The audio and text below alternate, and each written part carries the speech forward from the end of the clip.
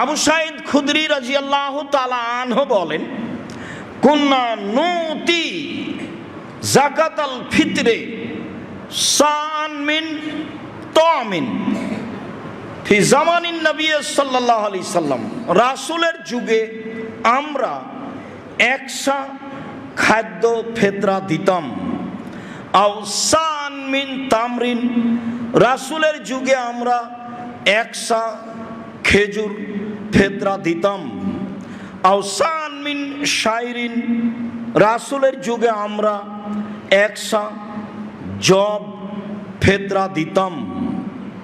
অসান মিন জাবিবিন, একশা শুখা আঙ্গুর কিশমিশ ফেতরা দিতাম। অসান মিন আকেতিন, রাসূলের যুগে আমরা একশা পনির ফেতরা দিতাম। হাদিস সহিহ। লম্বা বিবরণে বোঝা যায় মানুষ যা খাদ্য খায় সেটাই ফেতরা দিবে, এটাই উত্তম হবে। চলন্ত যেটা ভালো সেটাই ভালো হবে। এরপরে তিনি বলছেন, ফাম্মা আনা ফালা আযালু কুনতু উখরিজুহু কামা কুনতু উখরিজুহু ফি জামানিন নবী সাল্লাল্লাহু আলাইহি সাল্লাম। আমি সর্বদা একশা বের করব রাসূলের যুগে যা করেছি। আবার বলছেন, লা আখরুজু আবাদান ইল্লা সাম, আমি একশা ছাড়া ফেতরা বের করব না। আমি সর্বদা রাসূলের যুগে যেভাবে একশা ফেতরা দিতাম সেই একশাই ফেতরা দিব। আমি সর্বদা একশাই ফেতরা দিব। কাল রাজুলুন মিনাল কওমি, জনগণের মধ্য হতে একজন দাঁড়িয়ে বলল, আমুদ্দাইনে মিন কামহিন, কেন অর্ধসা গম দিলে হবে না? সোয়া কেজি গম দিলে হবে না কেন? অর্ধসা 2 মুদ অর্ধসা গম দিলে হবে না? কাল আল্লাহ, তিনি বললেন না, হবে না। তিলকা ফেলো মুআবিয়া, তা হচ্ছে মুআবিয়ার কর্ম। তিলকা কিমাতু মুআবিয়া, তা হচ্ছে মুআবিয়ার মূল্য নির্ধারণ। লাক বালোহা, আমি কখনো তা গ্রহণ করব না। ওলা ফালোহা, আমি কখনো সেই কাজ করব না। এটা মুআবিয়ার মূল্য নির্ধারণ। মুআবিয়ার মূল্য নির্ধারণ আমি কখনো গ্রহণ করব না, কখনো নয়, কোশ্চিন কালেও নয়। ঘটনা কি? আবু সাঈদ খুদরি রাদিয়াল্লাহু তাআলা আনহু বলেন, কাদেমা মুআবিয়া মিনাশ শাম, একদা মুআবিয়া রাদিয়াল্লাহু তাআলা আনহু সিরিয়া থেকে আসলেন হাজ্জানা মুতামিরান, হজের উদ্দেশ্যে অথবা উমরার উদ্দেশ্যে। ফা কাল্লামান নাসা আলাল মিম্বারে, সেদিন তিনি জুমার খুতবায় জনগণের সামনে বক্তব্য দিলেন। ফাকানা ফিমা কাল্লামা বিহিন নাসা, সেদিন বক্তব্যে তিনি বলেছিলেন, মুআবিয়া রাদিয়াল্লাহু তাআলা আনহু সিরিয়া থেকে হজ বা উমরার উদ্দেশ্যে এসে মদিনার মসজিদে বক্তব্য দিলেন। বক্তব্যে তিনি জনগণের সামনে বললেন, ইন্নী আরা মুদ্দাইনে মিন কামহিন মিন সামারাই শাম, আমি মনে করি সিরিয়ার অর্ধসা গম, তা দিল সান মিন তামরিন, মদিনার একশা খেজুরের সমতুল্য। আমি মনে করি সিরিয়ার অর্ধসা গম মদিনার একশা খেজুরের সমতুল্য। আমি মনে করি সিরিয়ার গম মদিনার একশা খেজুরের সমতুল্য। ফাখাজান নাসু বিযালিকা, মানুষ এটা মেনে নিল। ঠিক আছে, তাহলে আমরা গম দিলে অর্ধসা দিব। তাই কিছু মানুষ সেই যুগ থেকে আমল করতে লাগলো। তখন আবু সাঈদ খুদরি রাদিয়াল্লাহু তাআলা আনহু বললেন, কুনতু আখরুজুহু কামা কুনতু আখরুজুহু ফি জামানি নবী সাল্লাল্লাহু আলাইহি সাল্লাম, আমি রাসূলের যুগে যা করতাম তাই করব। লা আযালু, আমি অবশ্যই সর্বদা এক সাই ফেতরা বের করব, তার চেয়ে কম নয়। আমি মবিয়ার মূল্য হিসাব করব না। সম্মানিত দিনী ভাই বোন,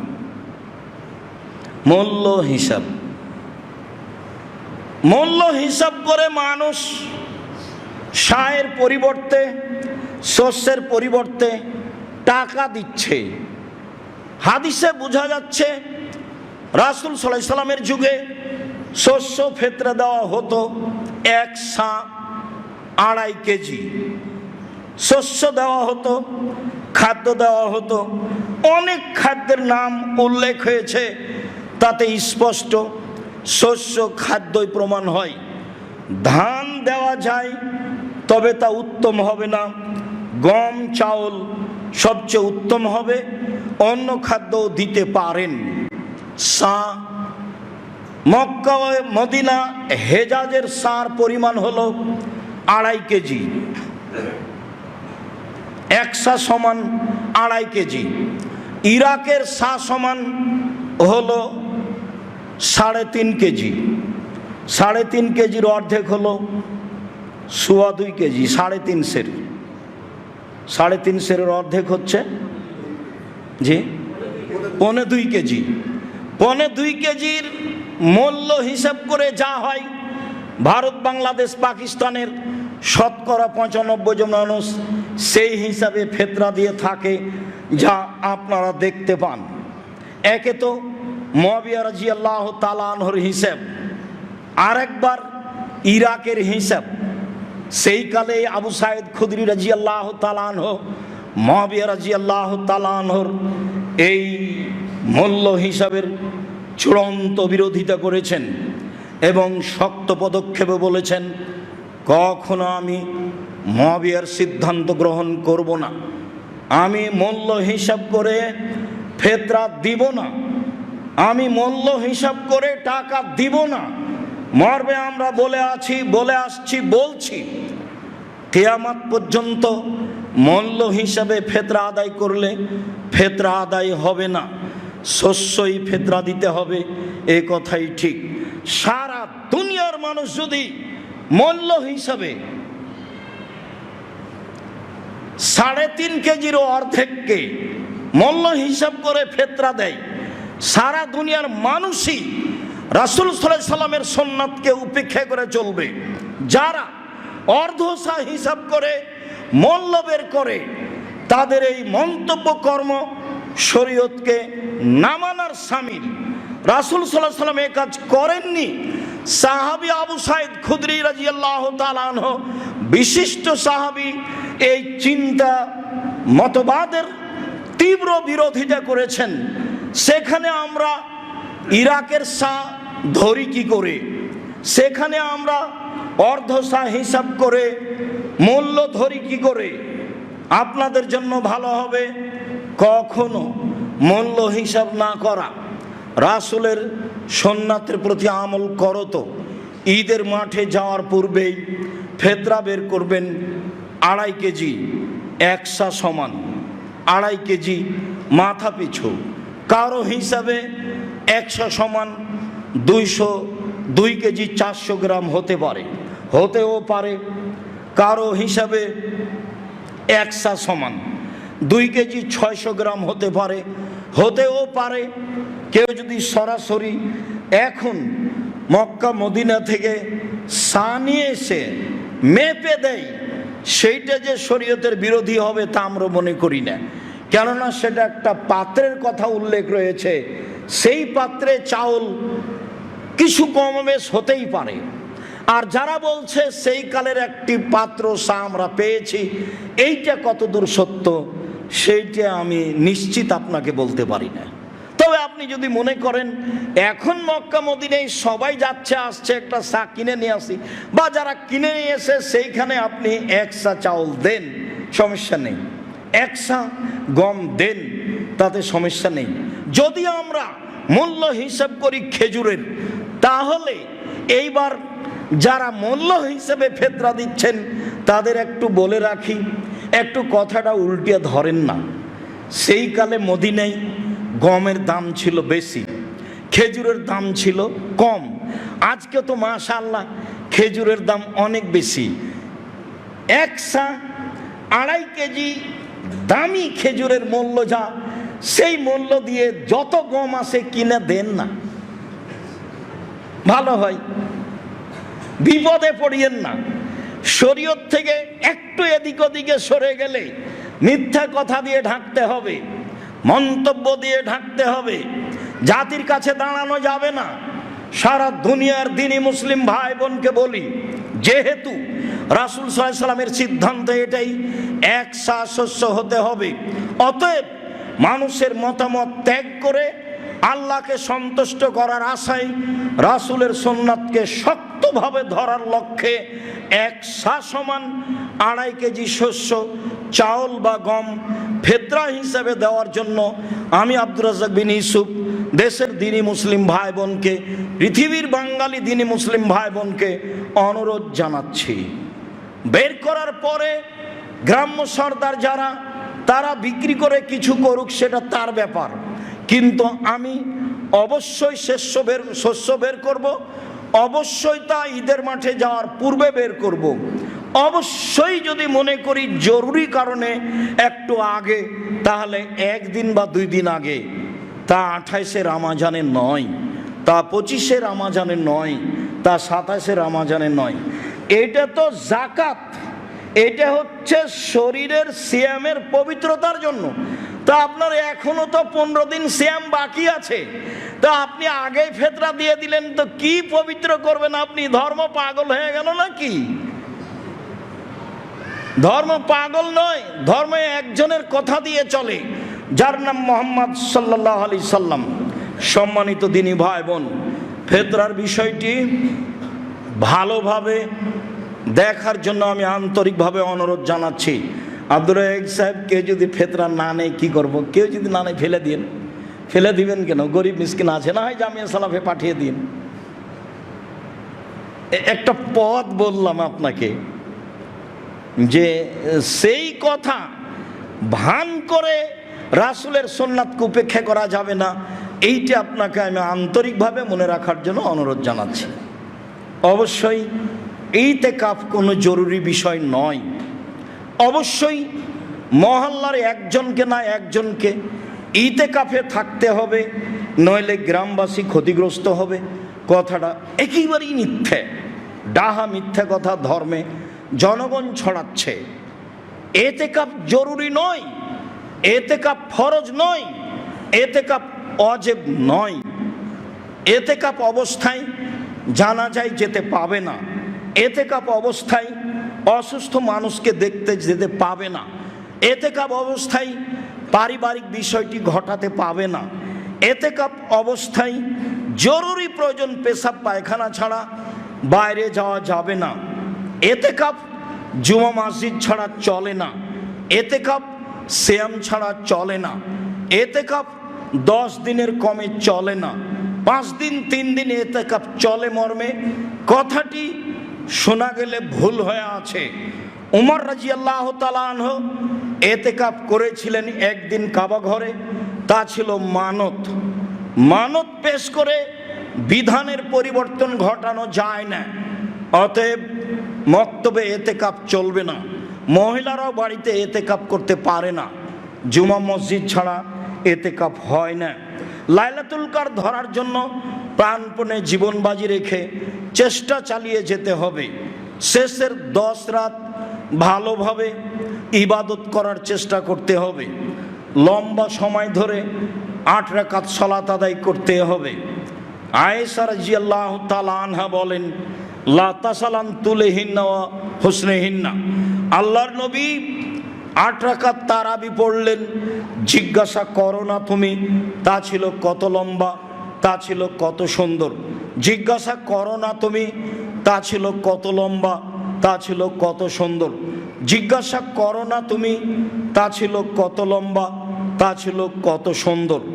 নিজের শক্তি সামর্থ্য অনুযায়ী লম্বা সময় ধরে দাঁড়িয়ে থেকে, লম্বা সময় ধরে রুকুতে থেকে, লম্বা সময় ধরে সিজদায় থেকে 4 রাকাত পড়তে হবে। তারপরে লম্বা সময় ধরে তাসবিহ তাহলিল জিকির আজকার, হাত তুলে দোয়া, কান্নাকাটি, ক্ষমা।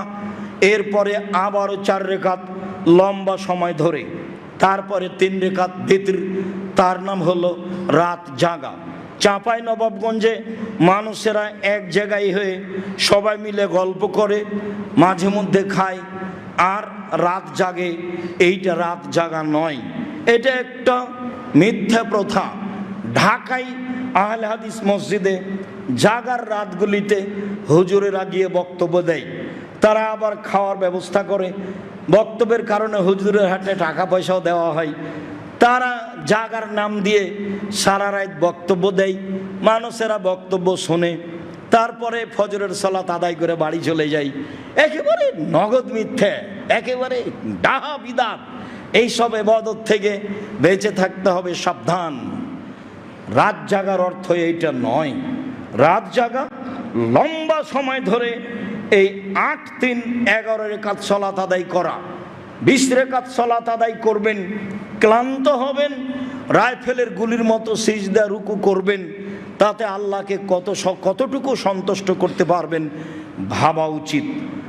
আপনি আমার দিনী ভাই, আপনি আমার দিনী বোন, আপনাকে আমি কটাক্ষ করে কিছু বলতে চাইনি, আল্লাহ মাফ করুক।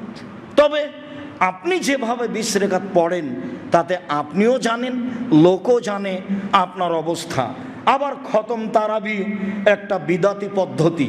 খতমের নামে কোথায় যে পড়লো কোরআন মাজিদ, আর কোথায় যে গেল, আর কত এমামে যে কি করলো তার কোনো হিসাব থাকলো না। সকালে বলল যে তারাবি খতম তারাবি পড়েছি, এমামকে এত টাকা দিয়েছি। আসলে কি ধর্ম এরকম? জি না। আবারও বলছি, ধর্ম একজন মানুষের কথা দিয়ে চলে, যার নাম মোহাম্মদ সাল্লাল্লাহু আলাইহি সাল্লাম। পৃথিবীর কোনো মানুষ দিয়ে ধর্ম চলে না। আপনি রাসূল সাল্লাল্লাহু আলাইহি সাল্লামের কথাকে প্রাধান্য দেওয়ার চেষ্টা করেন। সম্মানিত দিনী ভাই ও বোন, জামিয়া সালাফিয়া এদেশের সর্ববৃহৎ প্রতিষ্ঠান।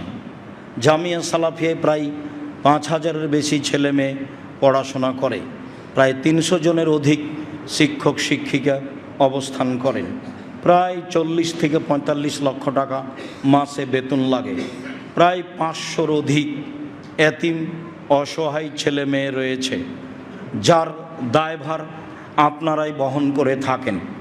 জামিয়া সালাফের একটি বড় শাখা মক্তব, বাংলাদেশে 700-এর বেশি মক্তব চলছে। 700-র বেশি মক্তব চলছে। প্রত্যেক দিন বিকাল 3টায় এনটিভিতে মক্তবের প্রতিযোগিতা আপনারা দেখতে পারবেন বা দেখছেন। জামিয়া সালাফের অধীনে অনলাইন আল ইতিসাম টিভি রয়েছে, যাতে আপনারা বিষয়ভিত্তিক বক্তব্য প্রশ্নের উত্তর অবগত হচ্ছেন। জামিয়া সালাফে আল ইতিসাম পত্রিকা রয়েছে, যাতে আপনারা গুরুত্বপূর্ণ প্রশ্নের উত্তর এবং বিষয়ভিত্তিক আলোচনা শুনছেন। জামিয়া সালাফিয়াতে আপনাদের দিন ধর্মের জন্য সার্বিক ব্যবস্থা রয়েছে। আরও একটার পর একটা পদক্ষেপ নেওয়ার জন্য চেষ্টা চালিয়ে যাচ্ছি। জামিয়া সালাফের পক্ষ থেকে রয়েছে কর্জে হাসানার ব্যবস্থা। জামিয়া সালাফের পক্ষ থেকে নেবরাস ইন্টারন্যাশনাল স্কুল রয়েছে। বাংলাদেশে আরও প্রতিষ্ঠান গড়ব বলে সিদ্ধান্ত নেওয়া হয়েছে। আমি আপনাদেরকে সব কিছুর শেষে এসে বলছি, অবশ্যই একটু মন খুলে জামিয়া সালাফের জন্য দোয়া করবেন। আল্লাহ তুমি জামিয়া সালাফিকে কবুল করো, এইটুকু আমার আপনার উপরে দাবি। এইটুকু আপনি ভুলে যায়েন না। আমিও বলতে ভুল করি না, চেষ্টা করি। আপনি আমার দিনী ভাই বোন হিসাবে আপনাকেও এইটুকু বলার জন্য আন্তরিকভাবে অনুরোধ জানাচ্ছি। জামিয়া সালাফিয়া যেহেতু শিরক মুক্ত প্রতিষ্ঠান, বিদাত মুক্ত প্রতিষ্ঠান, দল মুক্ত প্রতিষ্ঠান, সংগঠন মুক্ত প্রতিষ্ঠান, হিংসা মুক্ত প্রতিষ্ঠান, একেবারে নিঃস্বার্থপর আল্লাহকে সন্তুষ্ট করার জন্য প্রতিষ্ঠান। এই প্রতিষ্ঠানে আপনি 10 টাকা দিলেও ভালো ফলাফল ভোগ করবেন ইনশাআল্লাহ। মর্মে আমি বলেছি, পতিতালয়ের মহিলা যদি কুকুরকে পানি পান করিয়া জান্নাত পেতে পারে, তাহলে জামিয়া সালাফের মতো শিরক বেদাত দলমুক্ত প্রতিষ্ঠানে আল্লাহকে সন্তুষ্ট করার আশায় 10 টাকা দান করলে আপনি জান্নাত পাবেন ইনশাআল্লাহ।